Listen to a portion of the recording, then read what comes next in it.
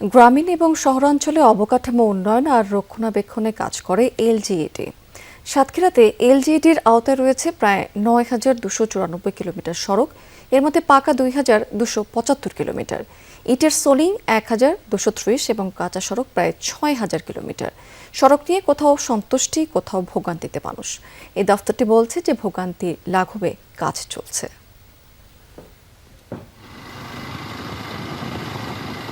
সাতক্ষীরা সদরের কদমতলা থেকে বৈকারি সড়কের দূরত্ব ১৭ কিলোমিটার। ৫ বছর ভোগান্তির পর এই সড়কের সাতানি বাজার থেকে সিকড়ি পর্যন্ত দুর্ভোগ কেটেছে। এলজিইডির তৎপরতায় কাজ নিয়ে সন্তুষ্ট চলাচলকারীরা। রাস্তা খুঁড়ি পিস খুঁড়ি উল্টো খালি ছিল, অনেক দুর্ভোগ ছিল। রাস্তাটা দ্রুত হয়ে গেছে, মানুষের চলাফেরা ভালো হচ্ছে।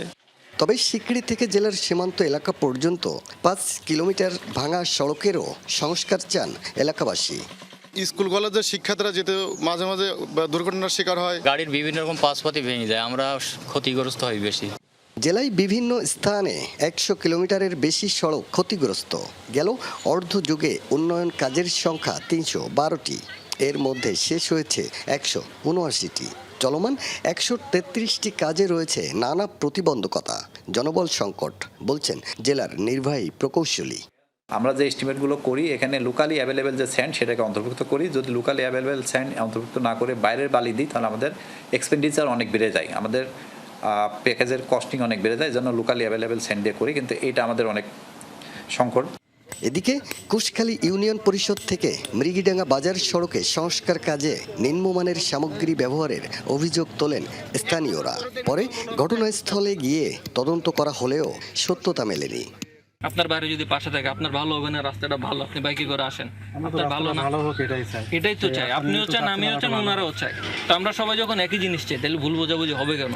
একটু ঠান্ডা মাথায় করতে হবে। রাস্তা যখন তৈরি হয় শুরুতে মালটা হট মিক্সটা অবশ্যই এটা উঠে যাবে, আর যখন উঠে যাবে তখনই বুঝবো যে এটাতে সাফিসিয়েন্ট বিটুমিন কন্টেন্ট আছে।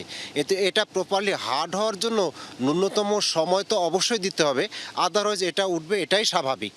জেলার চলমান বিভিন্ন উন্নয়ন কাজ তদারকি করেন নির্বাহী প্রকৌশলী। জানান, কাজের মান নিয়ে আপোষের সুযোগ নেই, অনিয়ম পেলে নেওয়া হবে প্রয়োজনীয় ব্যবস্থা। রাস্তার কাজ চলমান অবস্থায় যদি কোনো ত্রুটি বিচ্যুতি বা কোনো অনিয়ম বা নিম্নমানের কাজের অভিযোগ ওঠে, তাৎক্ষণিকভাবে আমরা পদক্ষেপ নিই। কোনো নিম্নমানের কাজ করে পার পাওয়ার কোনো সুযোগ নাই। উন্নয়ন প্রকল্পে ঠিকাদারের লভ্যাংশ রেখেই ব্যয় নির্ধারণ করে সরকার। প্রশ্ন ছিল, এরপরও সঠিক সময়ে কাজ বাস্তবায়নে বাধা কোথায়? ওয়ার্ক অর্ডার হয়ে আমরা বাস্তবে কাজ ধরতে ধরতে অনেক সময় মালামালের দাম বেড়ে যাচ্ছে।